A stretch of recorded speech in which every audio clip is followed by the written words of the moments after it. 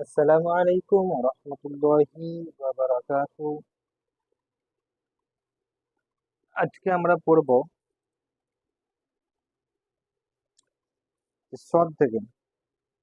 সদ জদ এই যে দুটো অক্ষর আছে, সেই দুটো অক্ষর প্রথমে লেখা থাকলে কি আকারে থাকে এবং মাঝখানে লেখা থাকলে কোন আকারে লেখা থাকে, সেটা আমরা আজকে ইনশাআল্লাহ তাআলা শিখে নেব।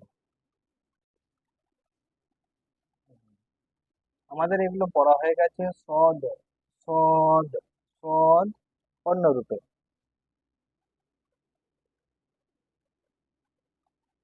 গদ অন্য রূপে,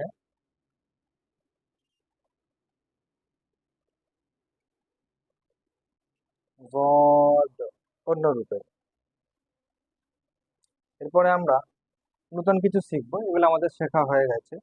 যে সদ এই অক্ষরটি প্রথমে আসলে কি আকারে আসে আর কি।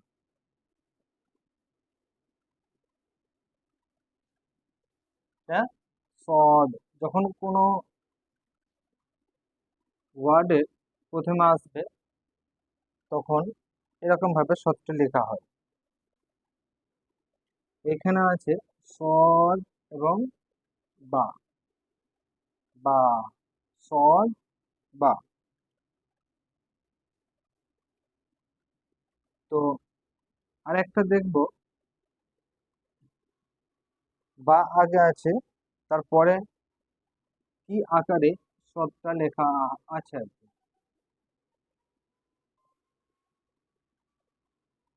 সদ। তো আগে আমরা শিখে নিয়েছি সদ এবং জদ, সদ এবং জদ এই অক্ষর দুটো নাম পরিবর্তন হয় শুধুমাত্র নোক্তার কারণে। তাহলে এখানে যদি আমরা নোক্তা দিয়ে দিই তাহলে কিন্তু জদই হয়ে যাবে। আর যদি নোক্তা নেই যেহেতু এখানে, তাহলে এখানে আমরা পড়বো সদ। তো আগে সদ দেখে নিই, তারপরে ইনশাআল্লাহ তাআলা জদটা দেখে নেব। তো এটা, এই সদটা এই আকারে কখন আসে, যখন কোনো শব্দের বা ওয়ার্ডের, যেটা বলবেন আপনি, তার প্রথমে যখন সদটা আসে তখন কিন্তু এরকম আকারে আসে, এবং শেষকালে যে সদটা আসে তখন এই আকারে আসে। এবং মধ্যিখানে যে সদটা আসে আর কি, যখন তখন কোন আকারে আসে সেটা দেখে নেব। যে বা,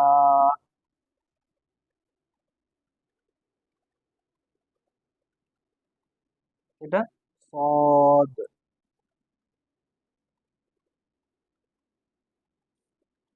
লাম, বা, সদ, লাম।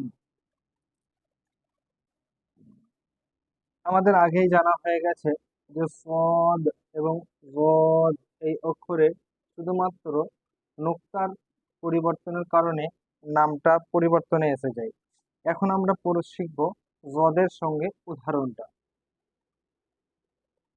গদ আলিফ, কি আছে এখানে? গদ আলিফ। এরপরে আছে,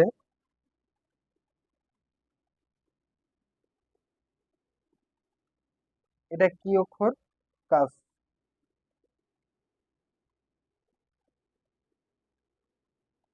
যেমন ভাবে আমরা পড়েছি সদ, ঠিক সেরকম ভাবেই জদটাই কিন্তু। কারণ একটাই কি, আমরা আগেই পড়ে নিয়েছি বা আমাদের আগে শেখা হয়ে গেছে যে সদ এবং গদ এই অক্ষরের শুধুমাত্র নুক্তার পরিবর্তনের কারণে নামটা পরিবর্তনে এসে যায়।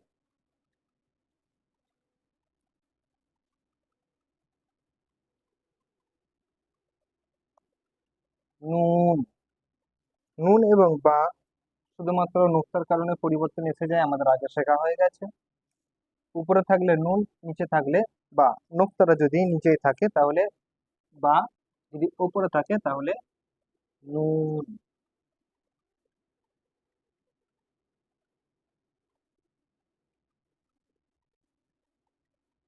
গদ,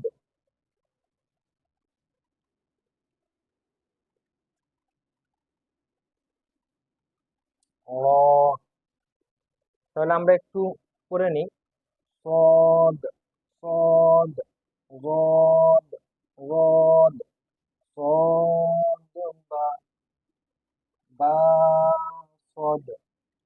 বা, صاد লাম, غاد আলিফ, কাফ গদ, নুন গদ র।